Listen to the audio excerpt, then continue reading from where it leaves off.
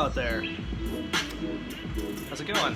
I'm going to do some pottery on this old contraption today. It's called a Bernard Leach style kick wheel or treadle wheel. See the treadle there? As that moves back and forth, it spins this big disc down here, and a shaft spins the pottery wheel. So I'm going to make some medium-sized pots and also some moon mugs maybe. Ghost wheel. So if you have any questions, I'll try to answer a couple here and there. I think otherwise I'm just going to get to work. This mug I'm drinking from is made by a Minnesota potter. I'm in Minnesota right now. His name is Jeff A. Strike. I bought it from him about a year ago. And he uses a wheel like this too. He studied with a guy who invented this wheel, Bernard Leach. What did you miss on my last live? You can go back and check. I post every single one. I was glazing.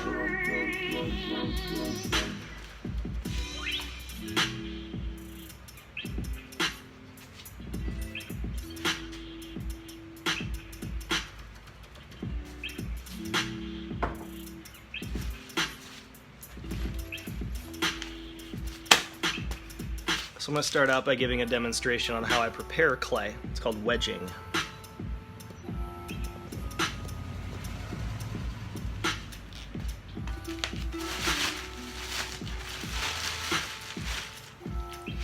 Clay is wrapped in plastic just to keep it from drying out.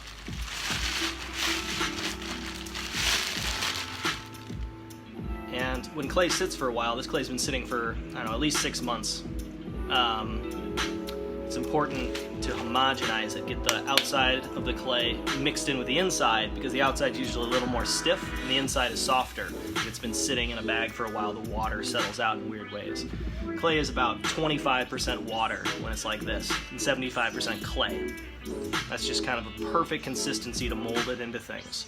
So I'm going to start by wedging it, and then I'm going to make 2 pots out of this, and then I might make some moon mugs, but I'll show you the wedging process.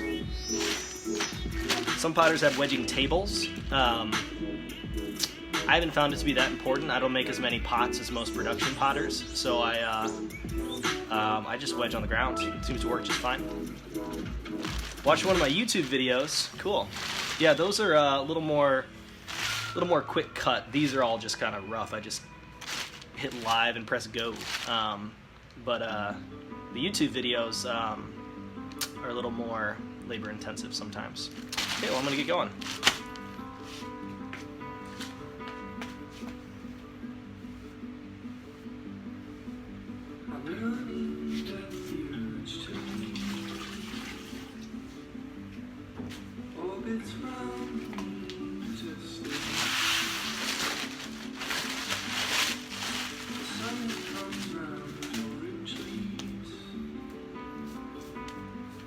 This is called spiral wedging.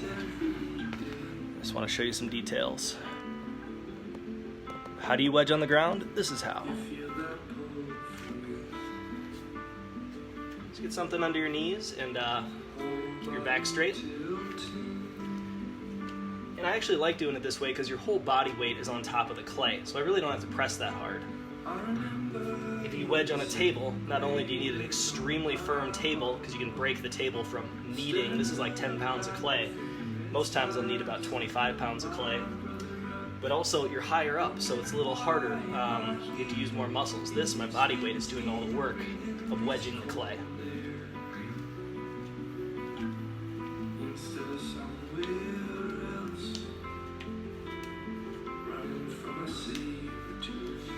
My teacher taught me to wedge the same way he learned to wedge, and it was from a Japanese potter. He said he had to knead the clay. It was much more than this. This is about 10 pounds. He had about 25 or 30 pounds.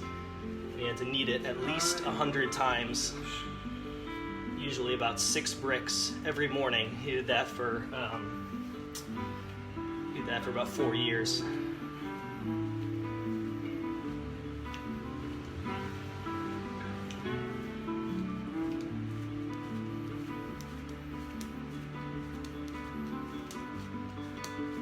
And there are moments just like these, dancing in a well-dressed crowd, laughing.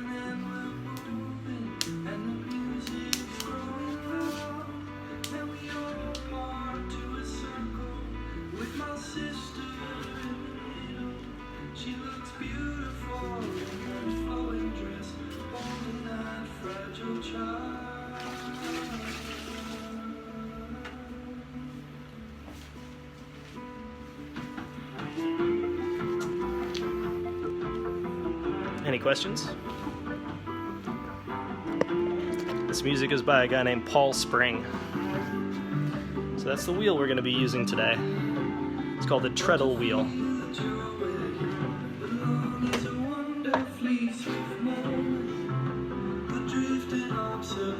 See how the treadle spins? Sorry, I'm going to turn the camera around really quickly.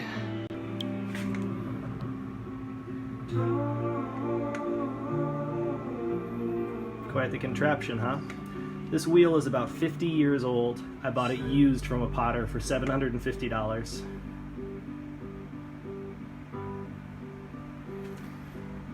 So by pushing this, the wheel spins. So you see over there is actually where my foot will be, and this post here is the bench. And what happens is it spins the pottery wheel.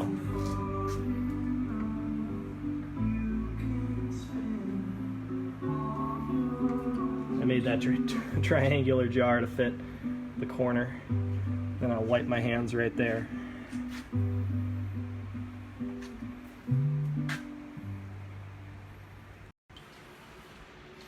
So let's get started. Do I have a Kiln tattoo on the back of my calf? No, but they're both pieces of art.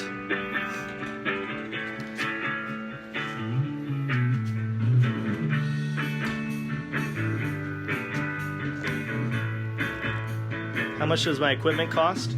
This wheel was $750 used, and it's 20 years older than I am, exactly 20. And I know that because it was made by a potter who signed it. I gotta show you guys this because it's just too cool. A potter made this wheel. He read a book called A Potter's Book, where the guy who invented this wheel published the design. Thank you for reading that blog post about the Starry Night. I put it in the title of the video. There's been so many good comments. Thank you guys. I read all of those. I really appreciate that. Anyways, the guy who invented this wheel, Bernard Leach, wrote a book called A Potter's Book in 1940. And a potter in 1968 read that book, designed and built this wheel, and I bought it used from a different potter who bought it from him like last year. Isn't that interesting? And the reason I know is because right here, here's the treadle, and right up here, he signed it. So it says, handcrafted, Alan D. Oman, 1968. Isn't that cool? This wheel is 50 years old this year. Did I do the math there right? And I'm 30, so this wheel's older than I am.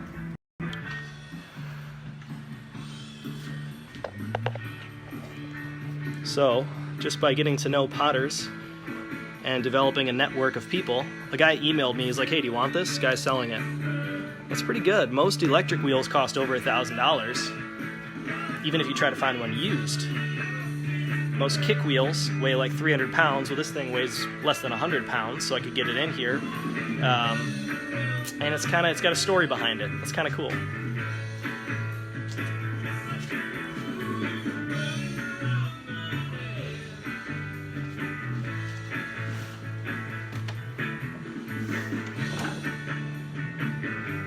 Okay. I might not be able to see all the questions. Bring in a little closer.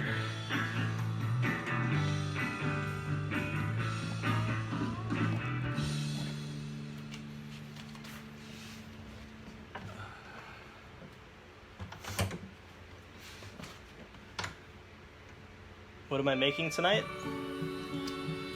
A couple vases and some moon bugs.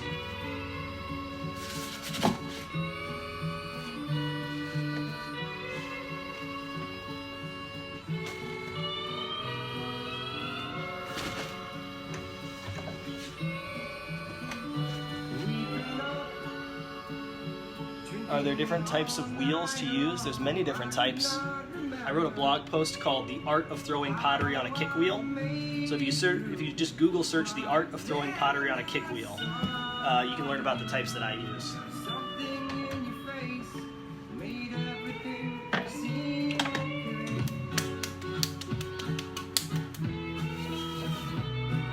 So when you attach clay to the wheel, you want it to be a little bit damp, not too wet. I have a little water here, and I'm putting it on.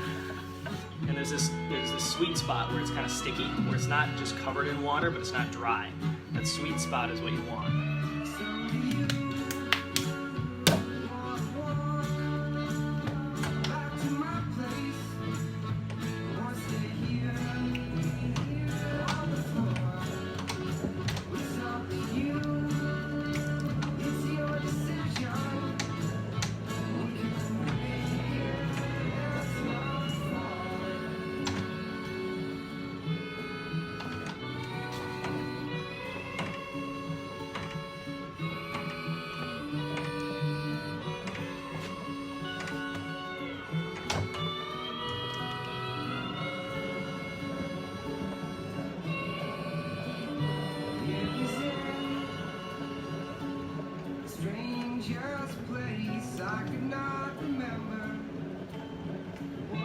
Start off by making just a little bowl.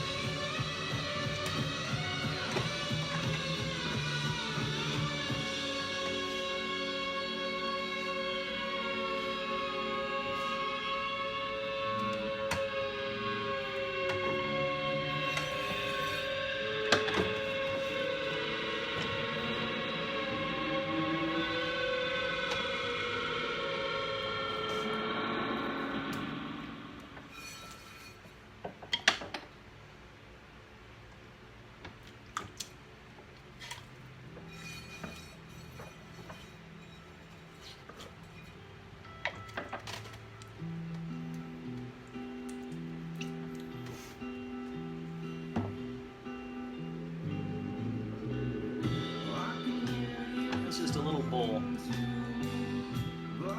See how this edge moves up and down as I twist at the top?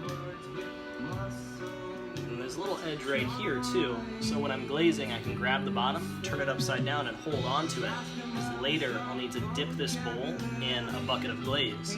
So sometimes it's important to have an edge like that down at the bottom. It's hard to see, but there's a spiral on the inside.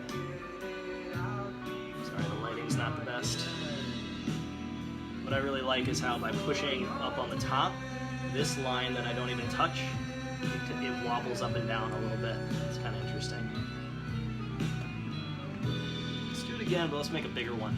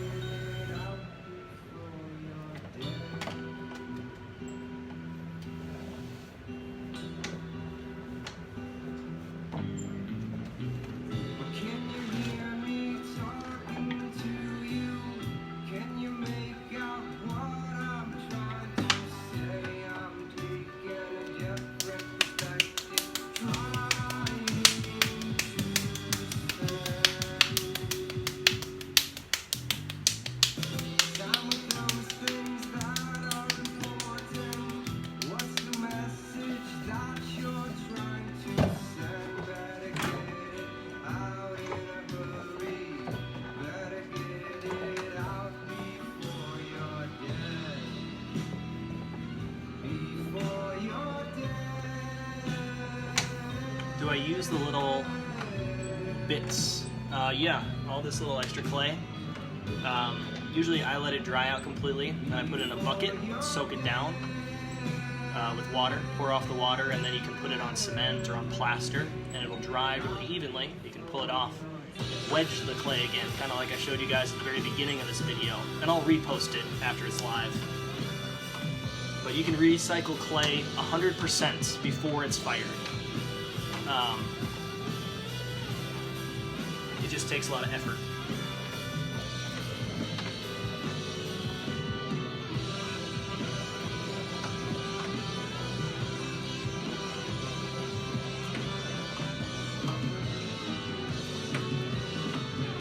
I really like this wheel for medium-sized pots because I can rest my elbows on it. I can get just a little bit more leverage for medium-sized pots.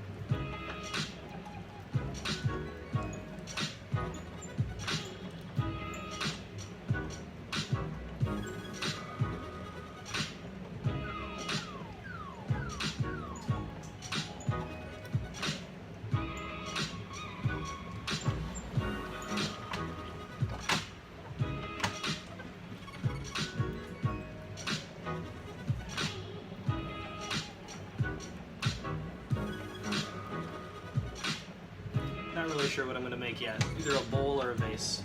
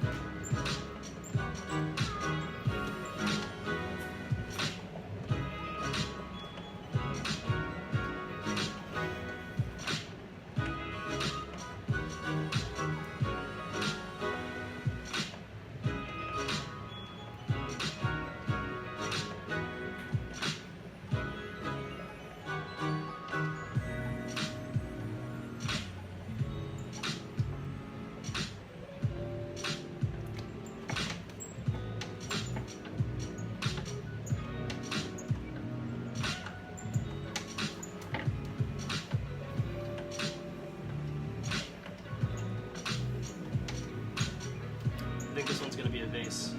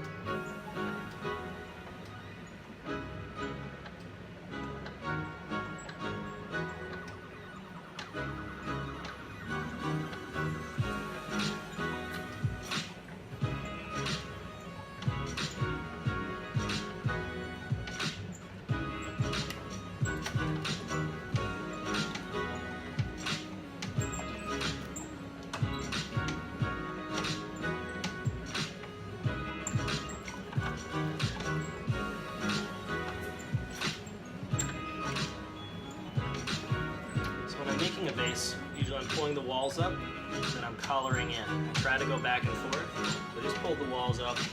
I'm going to collar in a little bit. It helps to keep the clay vertical, because the clay always wants to slump over.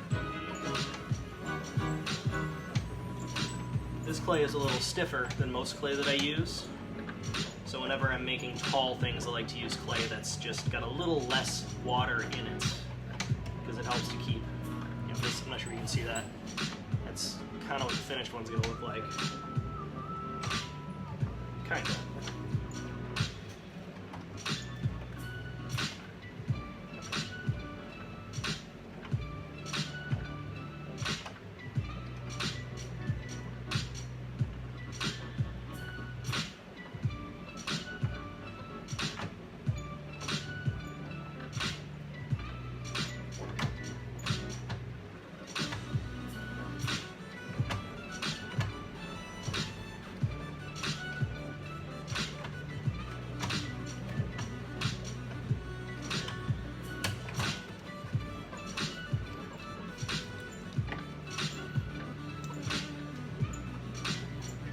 The fun thing about vases is you can make them really thick. It's easier to make thicker pots because they're not really meant to be picked up, so it doesn't really need to be light. In fact, it's going to be more stable and less tippy if you put flowers in it, if it's actually kind of thick.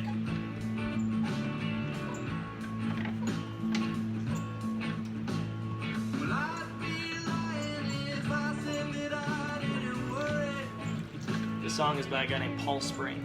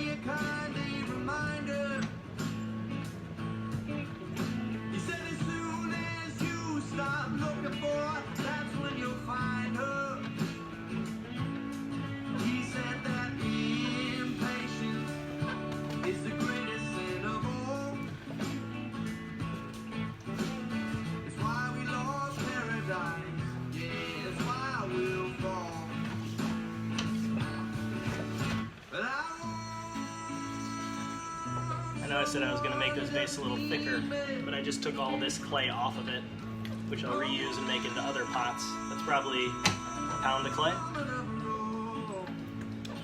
because sometimes the shape is more important than the thickness.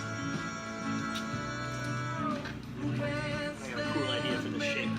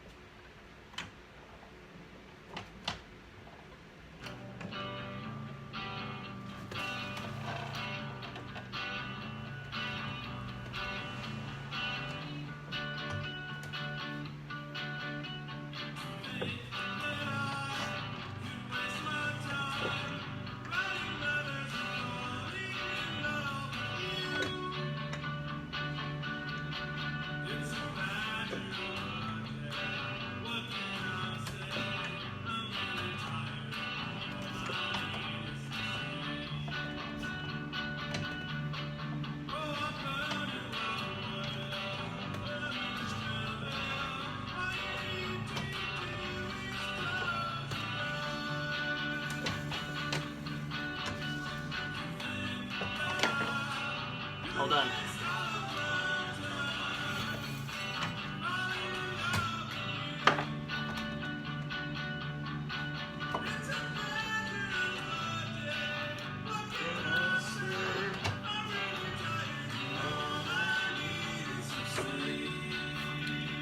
So sometimes when I cut a pot like this off, I'll move it off the wheel and hold it. This one I think I'm just going to let it sit here. I don't want to touch it. I think it's just perfect the way it is. So I'm going to wash my hands off, and I'll take the camera down and show you a close-up.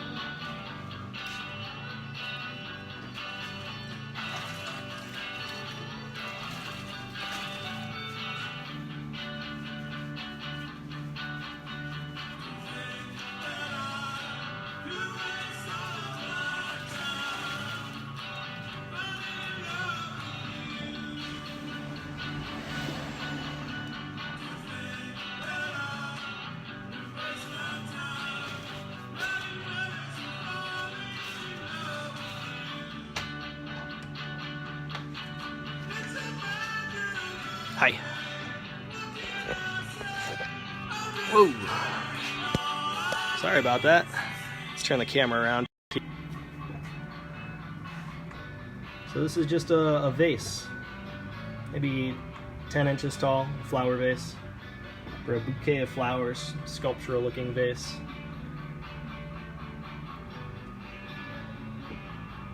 And what I really like about it is this line here. I didn't even touch it. I touched the top to make those indentations. This is made with my fingers like this. And what happened was it pulled this line upwards. I just think that's kind of interesting.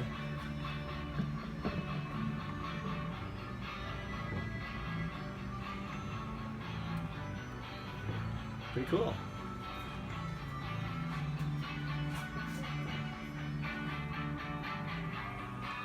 See how they just evolve over time, the designs. Whether it's just the line like that line being a little more concave versus straight walled, or the lip being one or two lips.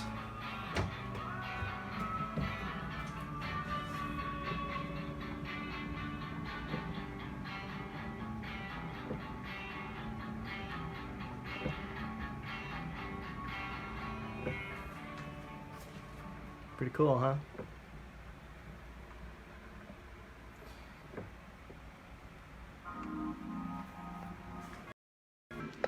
Any questions?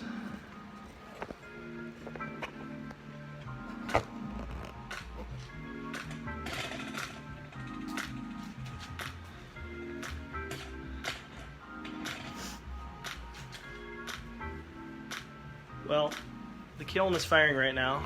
That's why I'm sweating so much. It's really hot in here. It's about 1,200 degrees. You guys want to see it?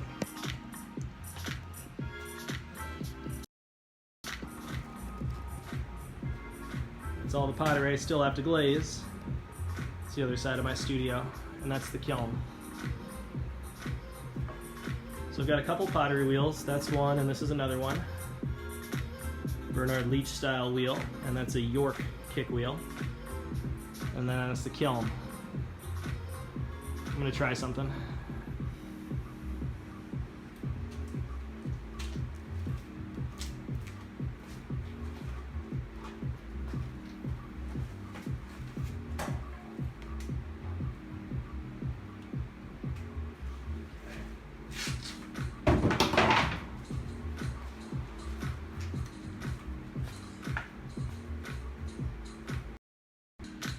Which wheel do I prefer? I like variety. I like to always use a variety.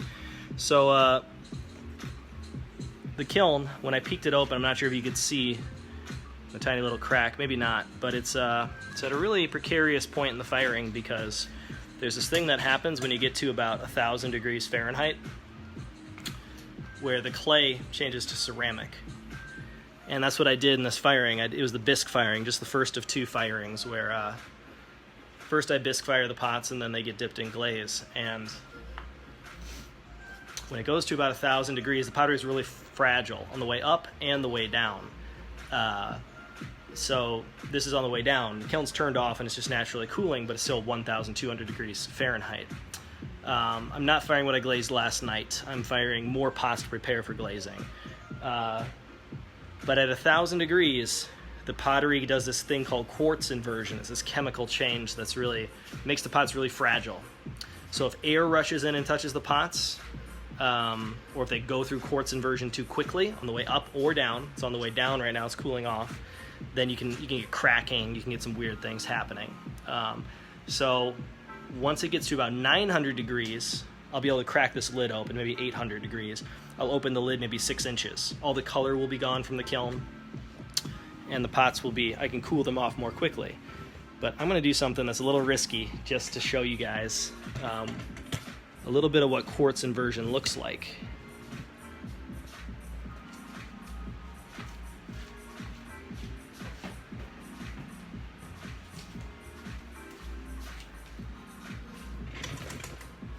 This is a Kevlar welding glove.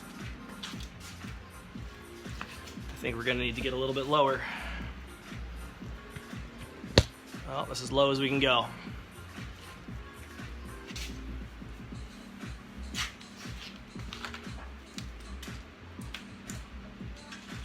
See how everything inside the kiln is emanating light? That's how hot it is.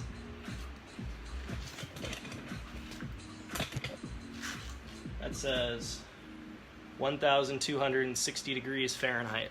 We'll do it one more time and then I'm going to close it up for the next few hours. See the dinner plate on top? That round piece on top is a dinner plate.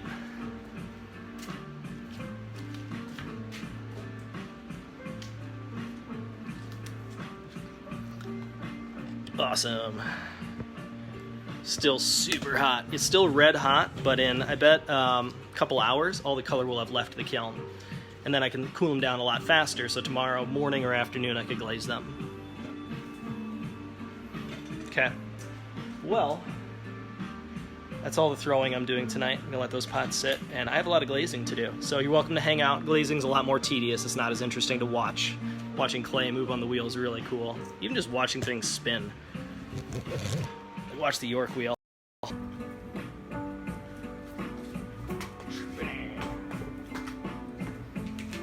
That wheel will spin for 2 or 3 minutes by itself. It's about 80 pounds. It's really good bearings.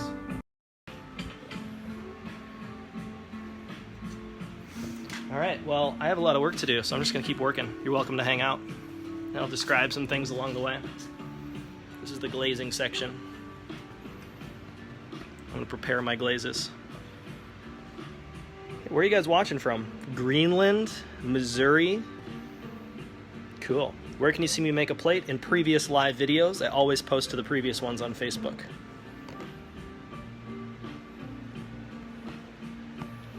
I'm going to prepare these stains right here.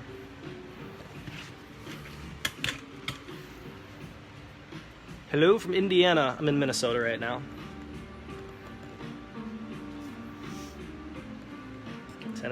Tennessee, double Tennessee, Oklahoma, tornado country. We're tornado country too.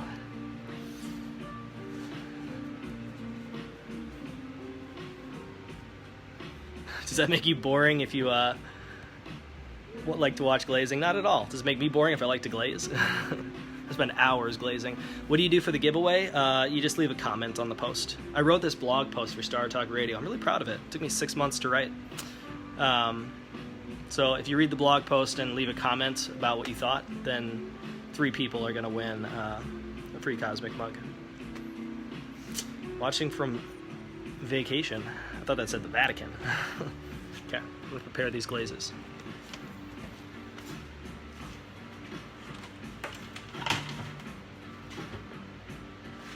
I might not have that much to do. Might be able to just get started. Excuse me.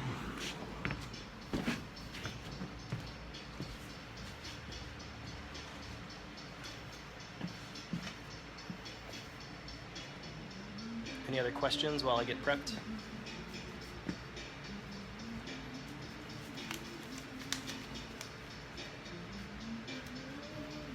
Good night, someone's 6-year-old daughter.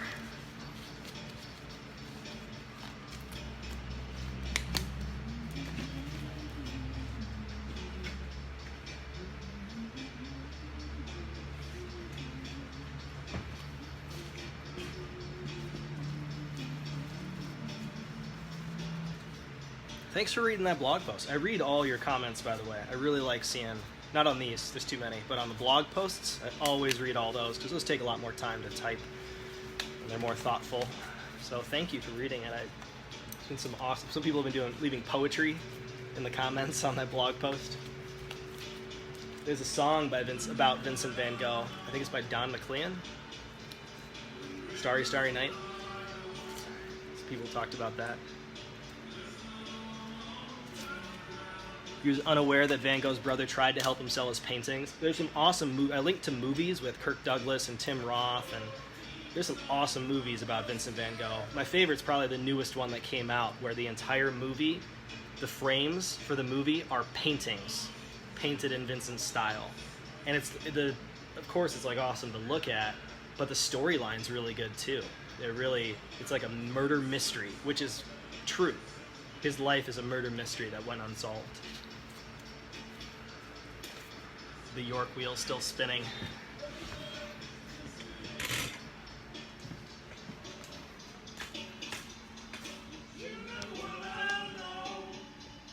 Still spinning.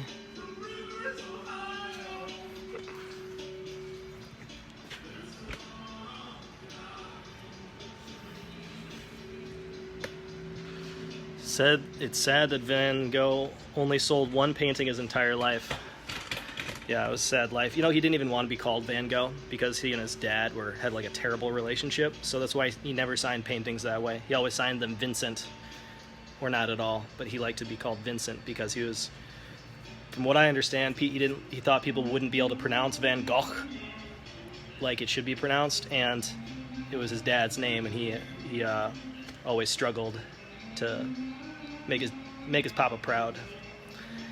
Loving Vincent. That is, I think, the newest movie that's out about Vincent van Gogh.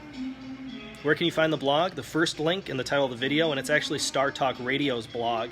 They invited me to write a post after going out and meeting them and Neil deGrasse Tyson and their whole team, Stacy and Jeffrey, and Jeff manages the blog, and said, yeah, let's write a post about the Starry Night, which is also in New York City. That's why, because we went to see that and hang out with them.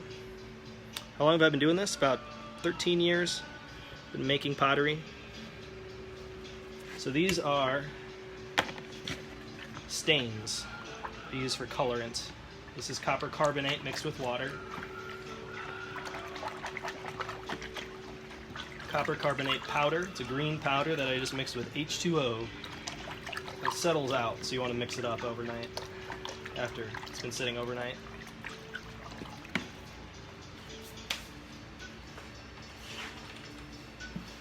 This one is an iron stain. It's Spanish iron oxide mixed with water. And what I'm looking at here is I want the thickness to be just right. They can't be too thin and they can't be too thick. And I learned that through trial and error. Because these pots up here, they're going to get a couple more layers of these stains. This is a little thick. I guess that's okay. I'm not going to use it very much. And then this one is a cobalt stain. Normally I would seal these lids very tightly and not leave the brushes in there. But it's not like paint. You don't really need to clean your brushes like you do with paint brushes. With, if you use oil paint, you need to use some kind of paint thinner to clean your brushes, or mineral spirits or something. It's not the same with ceramics. I actually don't clean my brushes. But I will often take the brush out and set it aside or set it in water, and then put the lids on here so the water doesn't evaporate. Because if water evaporates, what's going to happen? It's going to make it thicker. Because the only thing in here is cobalt oxide powder and water. So if there's less water, because it evaporates, it's going to be more cobalt oxide that I'm applying to the pot. Does that make sense? It's not paint. There's stains and glazes. Paint cannot get fired in a kiln. It'll burn away. But the reason I just set the lids on here is because I was glazing last night, and it's really humid in Minnesota, so things don't evaporate very quickly. What else we got? We got some red. This is actually called an underglaze, and it's store-bought. It's the only thing that I buy the recipe, and I don't have a proprietary recipe, because that's what this is. It's really tough to get, bright reds like that. So I have to buy that one, unfortunately.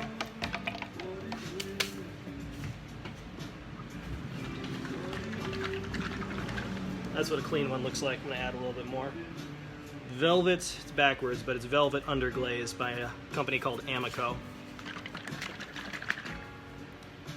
And it says underglaze, even though it's, I put it over the glaze.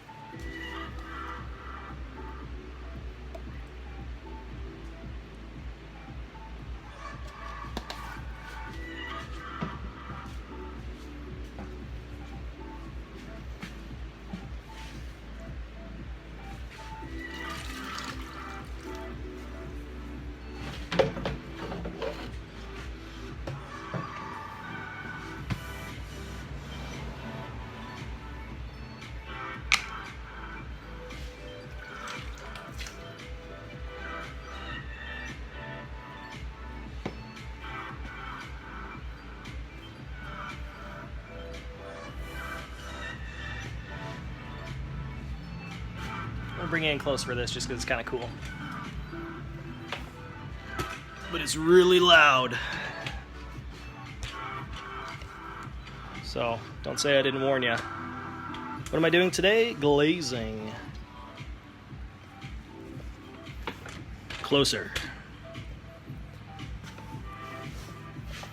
You ready for the vortex? Huh. So this glaze is all settled out. On the top, it's just water. But if I go down a little deeper, there's glaze down there. So I gotta mix it up.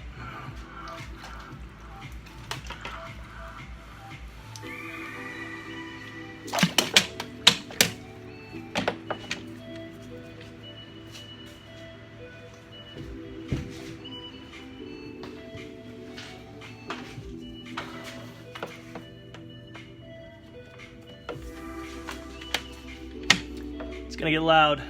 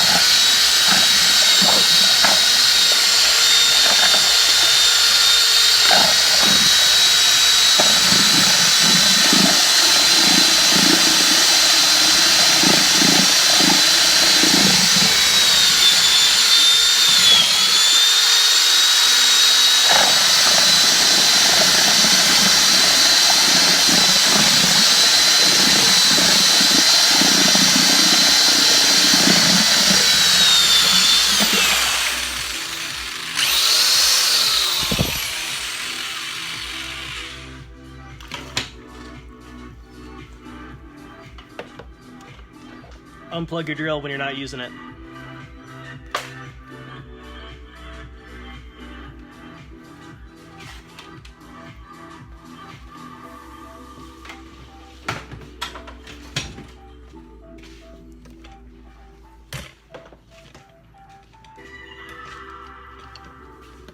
Any questions?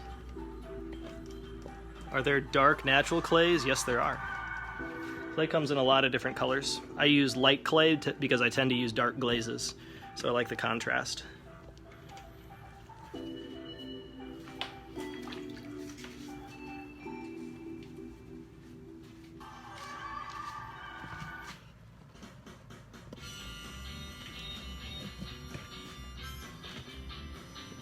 Any questions?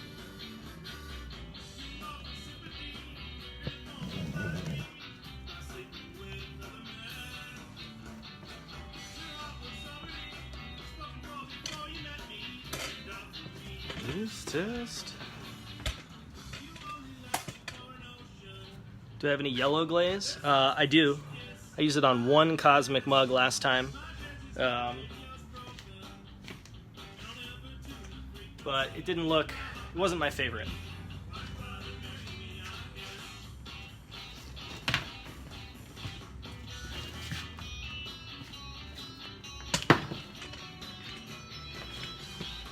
Any other questions?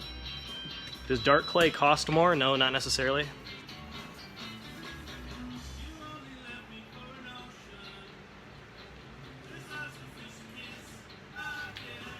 How long does glaze have to sit before firing? It doesn't. Let the glazing begin!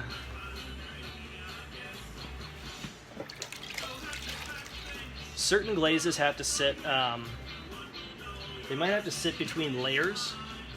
For example, this pot has 2 layers of glaze, and it's been sitting overnight. So when I put the 3rd and the 4th on, the water that I used to put it on is all evaporated, so they'll fix it on a little better. If you're just putting one glaze on a pot, you don't have to worry as much. But I'm putting I think like 4, maybe 5 glazes on a single pot. Some of the cosmic mugs have 5 glazes on top of each other. Or maybe they have 5, but 4 on top of each other, and then one in a different spot, like on the thumb spot. Do I sculpt? I do. I make a lot of sculpture. I exhibited sculpture at the American Craft Council last December and last April, and probably this coming April I'm going to apply to exhibit again. But I make a living as a potter by making and selling mostly coffee mugs, so I don't make as much sculpture because nobody really buys it. And you kind of got to do whatever affords you the next batch of clay if you want to make a living as a potter. There's an economic reality you got to understand from the get-go.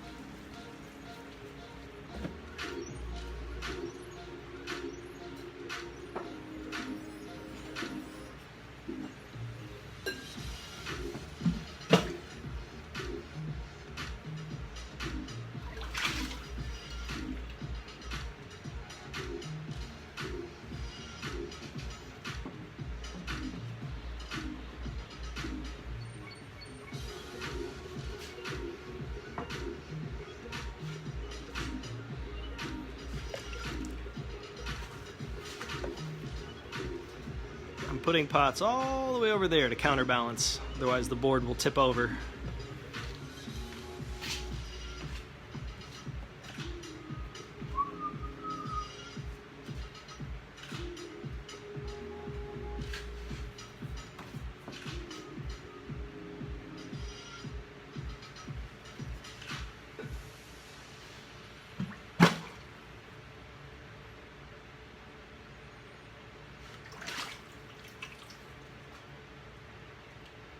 These cups will actually be a little bit smaller. They'll shrink maybe another 7 or 8% in the fire ink.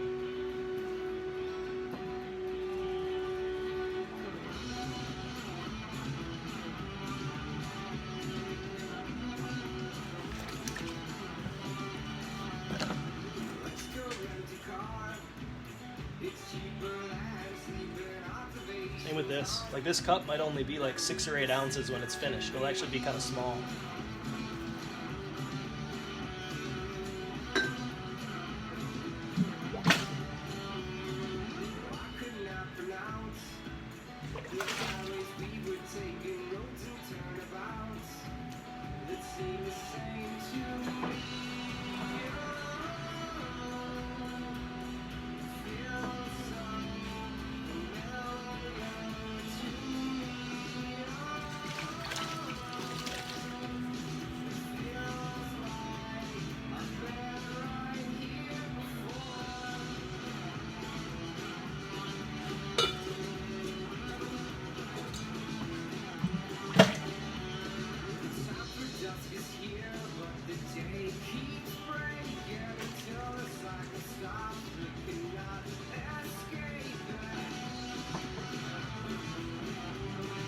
Look how quickly it dries.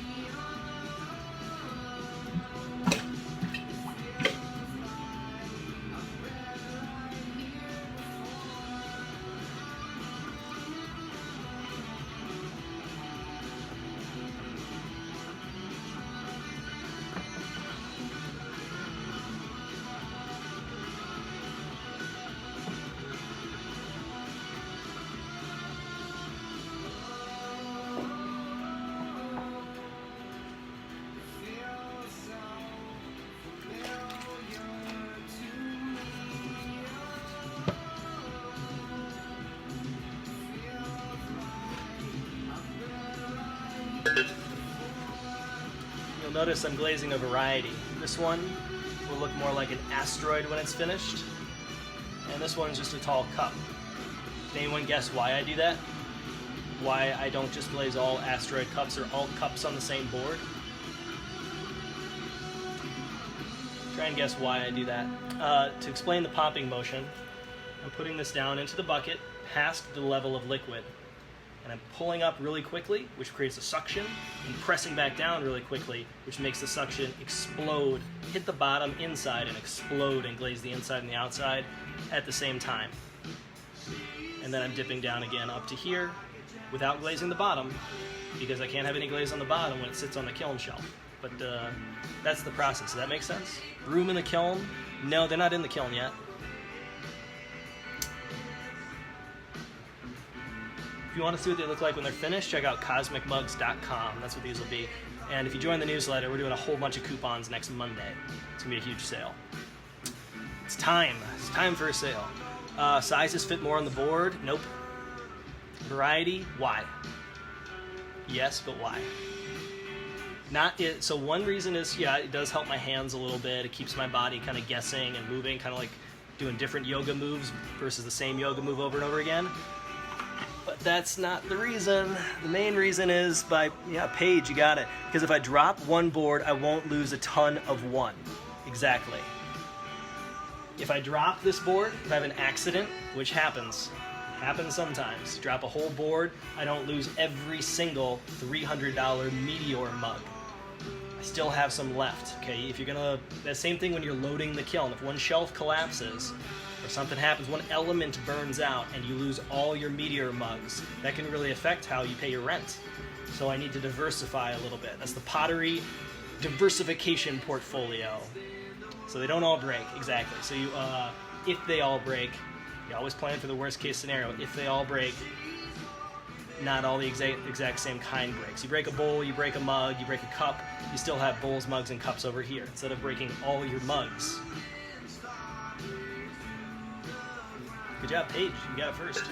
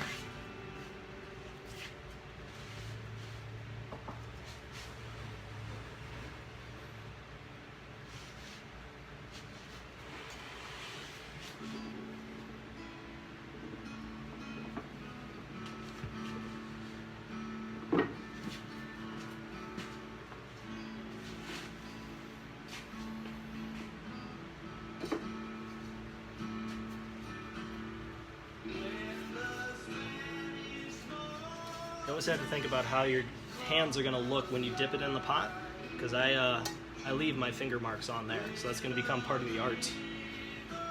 So if I can't hold it with one hand, I need to hold it with two, and then you'll see the raw clay in the finished pot.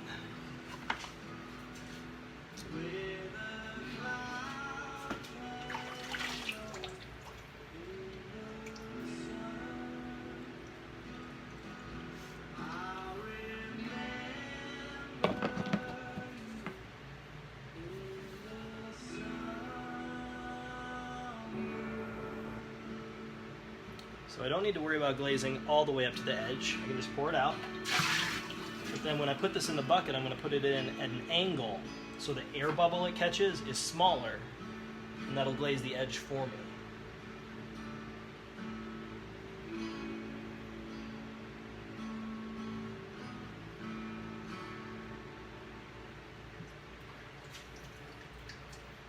A little bit deeper.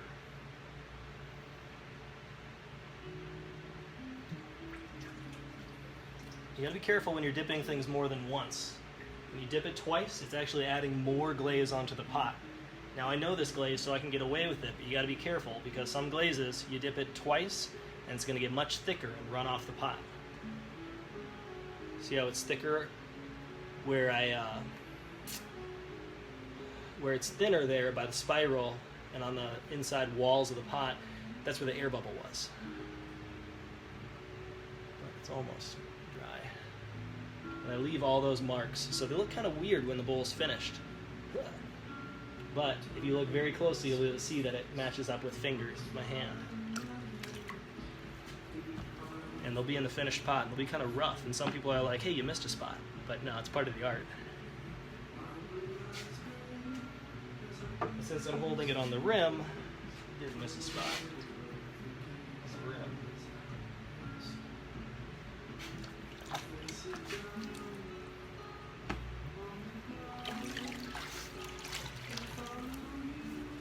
What color will they be? The finished potter is always in the links in the title of the video. It's kind of hard to just go back and forth with finished pots because my hands are so dirty.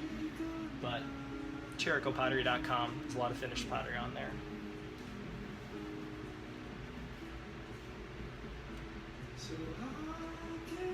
This is one of the first bowls I made where I folded that lip over and then pinched on top, but not right here. Because I just noticed how it moves this line really subtly by going pulled up the clay a little bit. I just thought that was really interesting.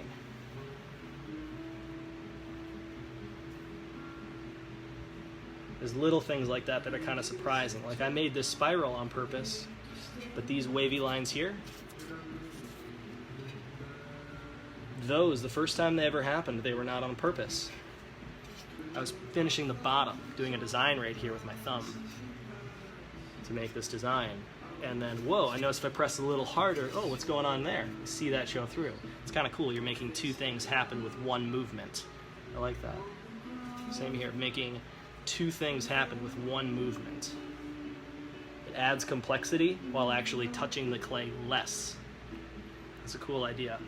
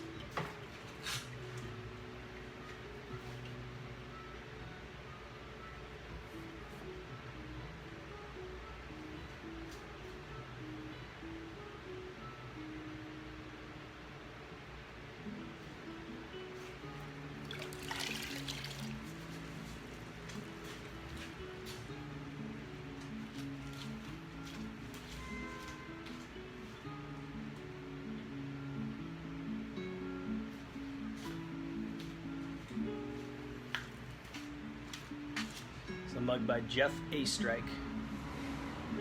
He's a potter that's been making pots for decades. I asked him why he put a 5 right there, and he couldn't remember.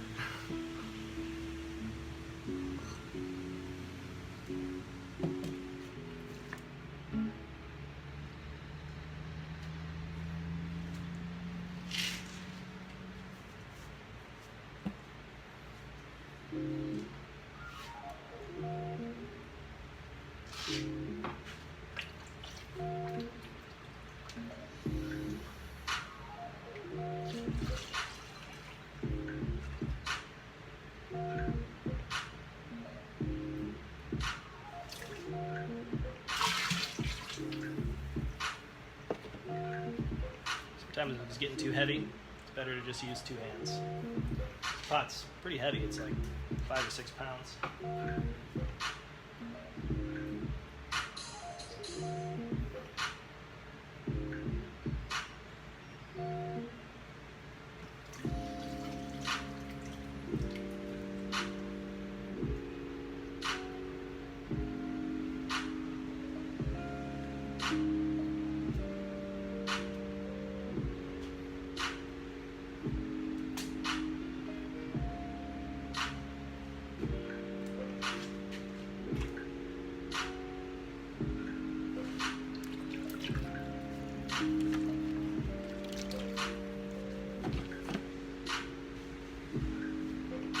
Sometimes it's fun to do things like, oh, let's splash a little bit of glaze right there. Where it looks kind of sloppy, but it's obviously on purpose. It's like, even if it's not on purpose, it's like, just kind of letting the process speak then. But you can't have any on the foot. You gotta wipe off the foot because that's what actually touches the kiln shelf, and the glaze will stick. It'll be like glue if you don't. But you'd never see that on a, on a machine-made pot, or they don't show these finger marks. They don't show, splashes over the signature. They wouldn't do that. If you look at like a machine-made, it says "Made in China" or whatever on the bottom, they wouldn't have splashes of glaze interrupting that. But on handmade pottery, anything's game.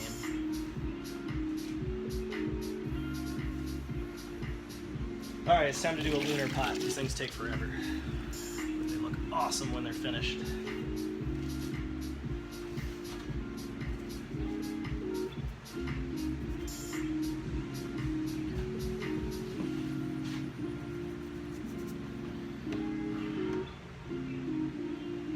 Let's do this one cobalt and iron. The bisque stage now.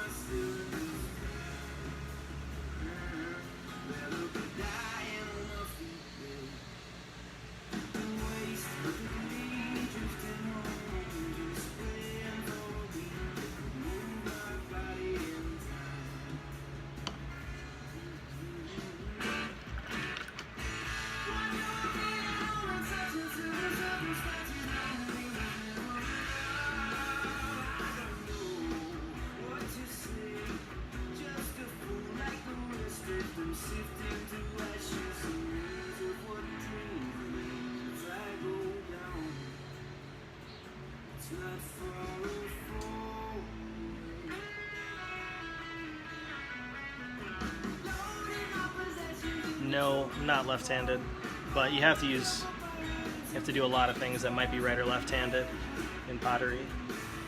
This video is also mirrored.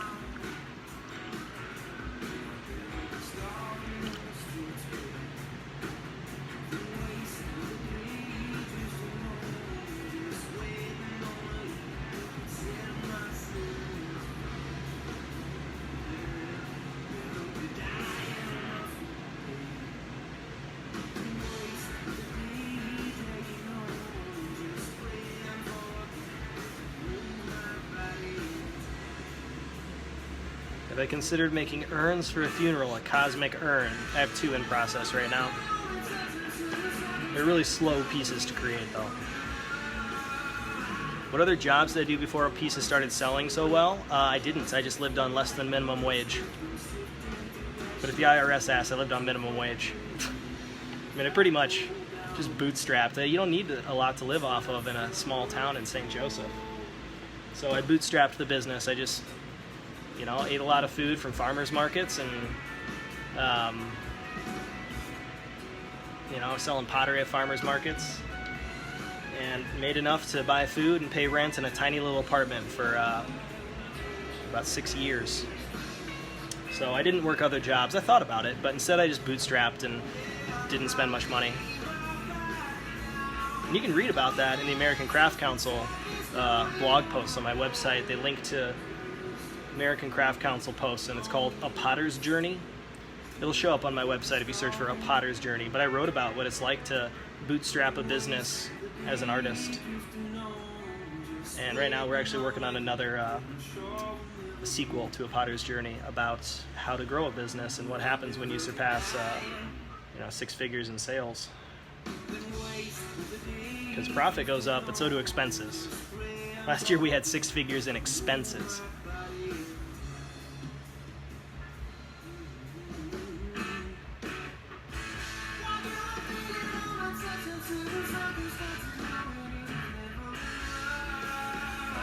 Hello. But fortunately, most of that shipping costs. It takes a lot of energy to ship pottery, but if people are buying lots of pottery, it pays for the shipping cost, so that's okay. Cosmic mugs have shipped to at least 16 different countries. I gotta go back and check because during Kickstarter is when I counted that, and I think we've shipped to a couple different countries since Kickstarter. Cosmic Mug Kickstarter, that was in 2015. That's really when things started to take off.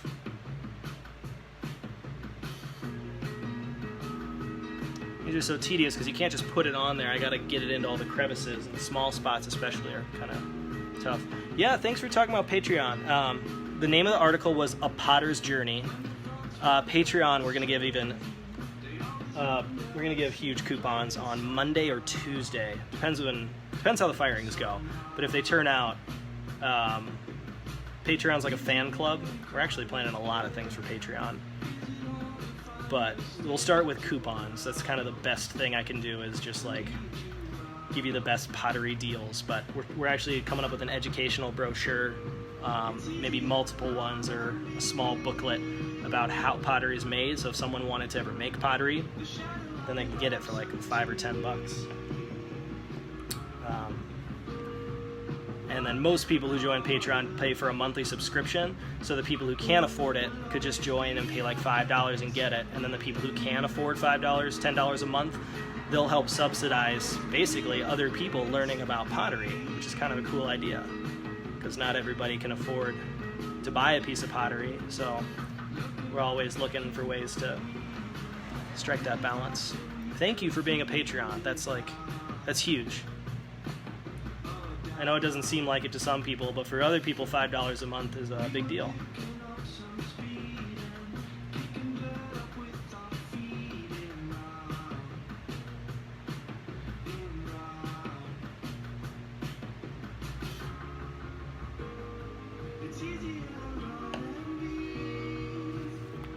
Oxide wash or glaze. Right now I'm using 2 different oxide washes.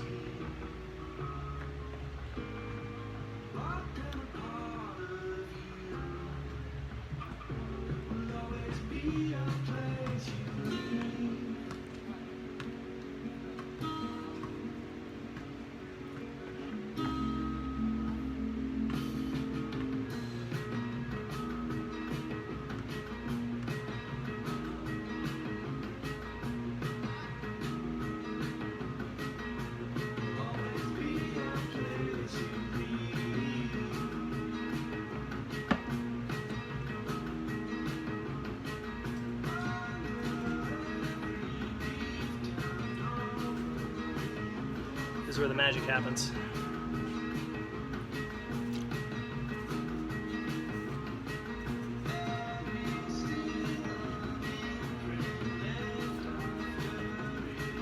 It's fun because I don't have to think about it too much. When it looks messier, it tends to look a little better.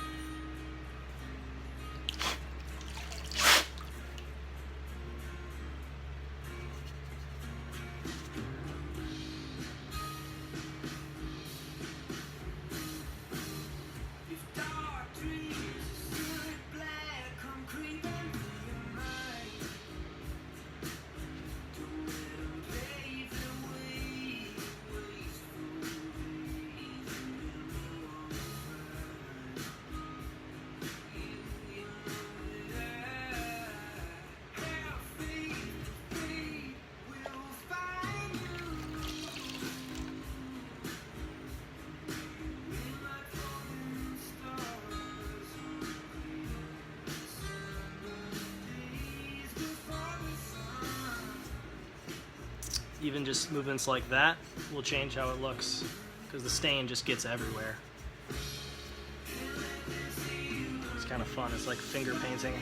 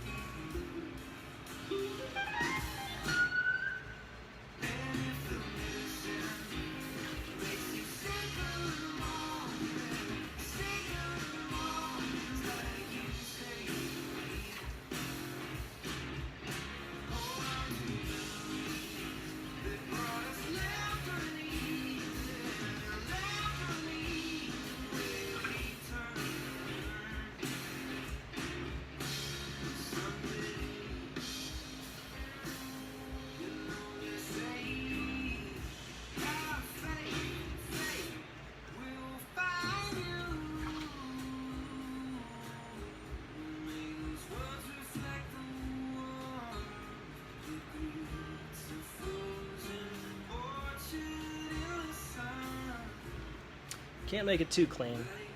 Gonna make it a little messy. Gives it character.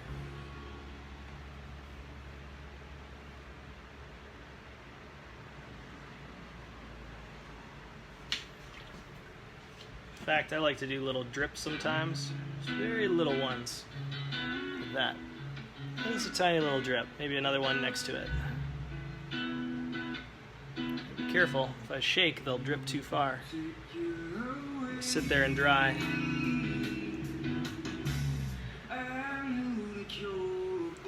And they might move a little bit during the kiln firing.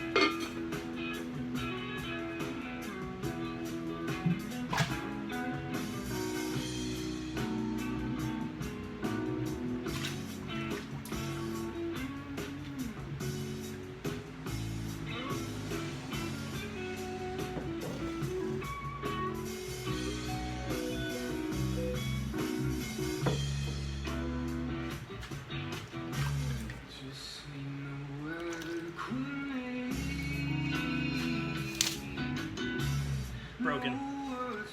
Once the gloves break, it's time to change them out.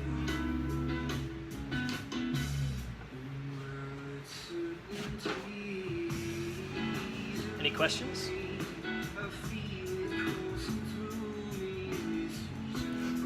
Honestly, I have modeled a lot of what I do after Bob Ross. People made that parallel, and I obviously knew who Bob Ross was. He's got a big afro painter from the 70s, 80s, 90s. I just watched Bob Ross on old Netflix episodes, and no, it's what he did was therapeutic, it was relaxing, it was entertaining, it was educational. There's nothing wrong with any of that stuff. So I've tried to model what I do after, there's a format. Something he spent his time painting. That's how he spent most of his days. Seems like a pretty good way to spend your days. Why change out the gloves? It broke.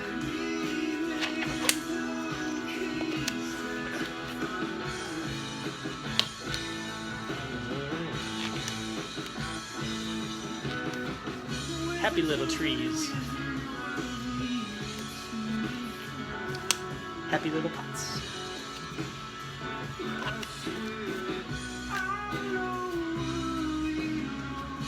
What sent me in the direction of the cosmic-inspired pieces? It's funny you ask right now because in the title, the first link is a blog post that Star Talk Radio, they let me publish a guest blog post that I was working on for months.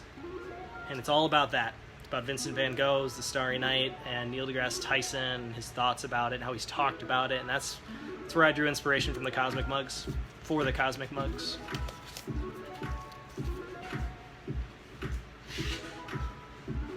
It's kind of a long read, but there's a giveaway in it too. It's in the title of the video. Ooh. Something different with that one. Actually, I don't know what kind of clay it is. Nah, we're just gonna glaze it.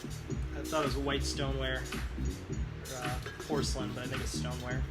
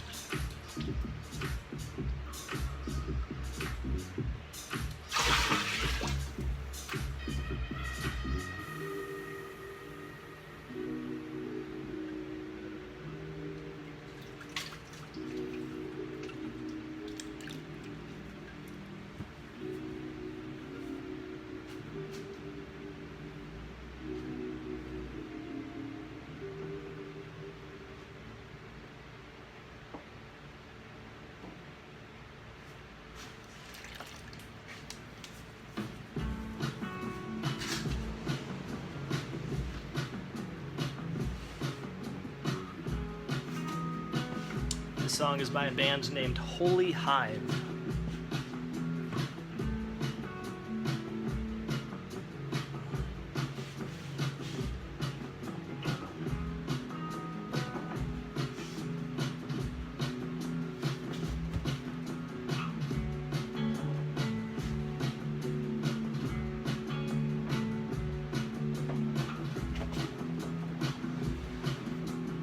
Eyes full of sleep, anxiously trying not to get caught. Tongue writes cursive quietly, words unattached to thought.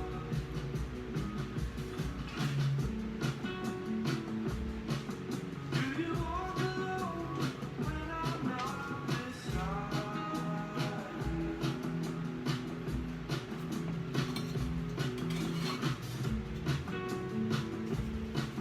Do you walk alone when I'm not beside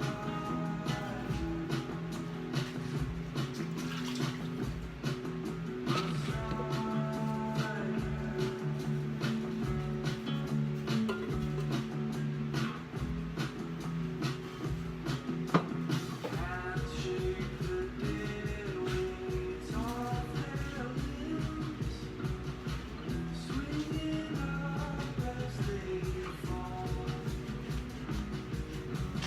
Feet seek the I remember doing that little chip right there,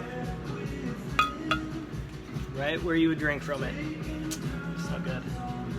It's okay though. I decided to keep it and fire it and just sell it discounted. So most potters would break a pot like this. They throw it in the garbage, or they would recycle the clay before firing it because you can recycle it before that.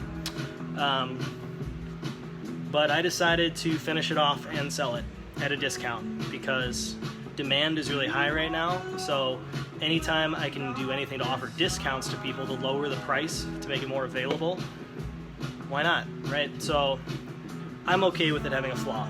So I sell a lot of my flawed pottery. A lot of potters would break this before it was fired, or if they noticed it after the first firing, they would still break this. This cannot be recycled anymore. They put it in the garbage, unfortunately. But I think I'm gonna add more glaze to it and fire it up. It is kind of sharp though, so I'm gonna take this file and file it down. I don't wanna do it over my glazes because it'll get dust in the glazes. You learn the hard way about not wearing gloves with oxides. You wore black iron for 3 days. Yeah, not good.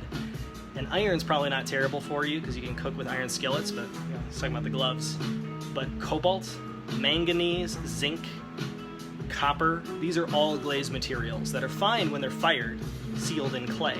But when they're liquid and they're on your skin, they stain your skin, they get in your bloodstream, and you can get blood diseases. Potters used to mix their glazes with their arms. Just like you mix a bucket of clay with your arm, that's fine. Mix your glazes with your arms. That 3% manganese in the glaze recipe, when it is absorbing into your skin, it's too much. zinc is in glazes and it's in vitamins. You take too much vitamins, what happens? So potters discovered that in like the, I think, 60s or 70s, that you want to wear gloves when you're glazing for long term, and just because it stains your fingernails.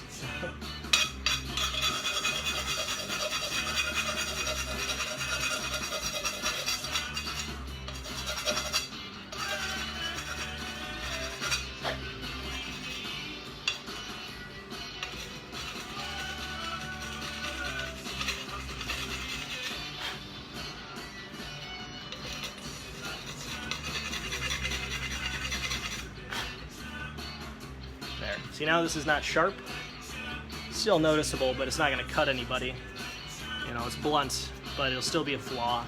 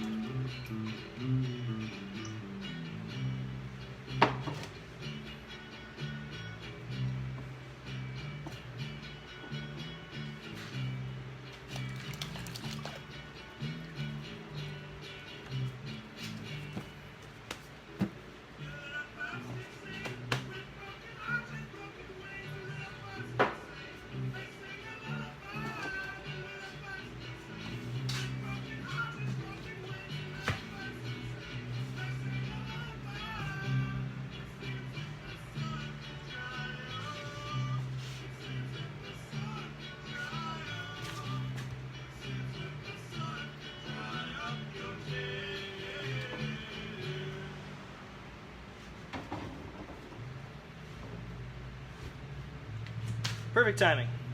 All right, well, I'm out. Thanks for watching. Any questions before I go?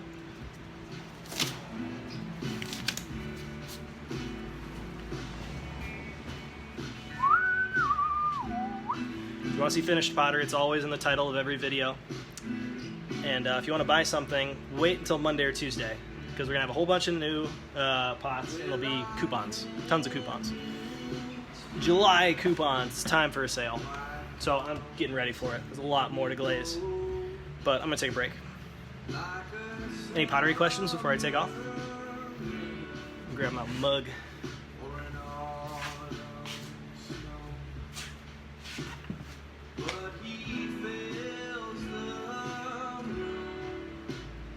Wales, United Kingdom. Thanks for watching. You wouldn't sell ones that are flawed. Yeah, most potters wouldn't. But our customers love it. Absolutely love it. Most of the times they can't find the flaw, or if they can, they totally get it, and they get like, I don't know, $50 off, which is a lot. How's new studio plans? At least 12 months out. We're saving up. The more we save, the better studio we'll be able to make someday. Hopefully that someday will be in about 12 months. But I have a meeting tomorrow with a growth expert that called and invited us to talk. And I won't tell you what company it's from, but it's a big one. It's just that I'm not like a company person, like for another company. It was just a potter. I make pots. That's what I do. So you don't really want to grow. Don't worry, it's not a Chinese factory. I want to figure out how a growth person thinks about exhibitions, how galleries, because they don't. But that's what I'm interested in, is gallery shows. I have a lot of sculpture that's just sitting, just waiting for a gallery, or something other cool that I don't even know about, something else that's cool. About less than a year ago, I was up in the top of this skyscraper at a ballroom. 51st story of a skyscraper ballroom. That could be a cool. It was called the Galaxy Ballroom. That could be a cool spot to show some pottery. That's the type of growth I'm interested in. How do I do the popping thing? No, I do have help. There's a team that packs and ships, and Sienna has been joining the team with pottery production and packing and shipping, and brochure design. So the popping, okay, even if you've got a mug that's really interesting, never just turn it over, because a lot of times you'll have stuff in it. Just push. I've done that way too many times. The popping happens when I dip this down in the liquid. You know, dip it in the liquid. If I were dipping it in there, it'd be like dipping it in the liquid past that level, and then jerk it up, and it sucks the liquid into the cup, and I press down again, and that liquid hits the bottom and explodes and glazes the whole inside. So I go pop, and then I go glaze down all the way to the edge, and then it glazes the inside and the outside in one motion through suction. And that's written about in A Potter's Book by Bernard Leach. So he describes that whole process in writing in A Potter's Book. I actually learned it from my teacher, who obviously read that book. All pieces are made and glazed by me, correct. But Sienna we spend a lot of time together. So she's been in here doing the softening part, and she'll help with the sanding and inspecting. Just the boring stuff that, like, you know, that takes me like 4 to 8 hours to do for a whole, like, 2 kiln loads of pottery. Now it'll take both of us 4 to 8 hours, so we can go twice as fast, get pottery going twice as fast. Because there's a lot of people wanting to buy stuff right now, so we're both just cranking it out full time. And then we've got right now 1 student intern working part-time, and then 3 that are going to be working part-time for the Christmas season. Thank you for buying a Cosmic mug. I'm glad you like it. A bunch more will be available Monday or Tuesday with coupons. Logo on the bottom. I put my logo on the bottom by brushing it with glaze. Just a thin, small brush like that.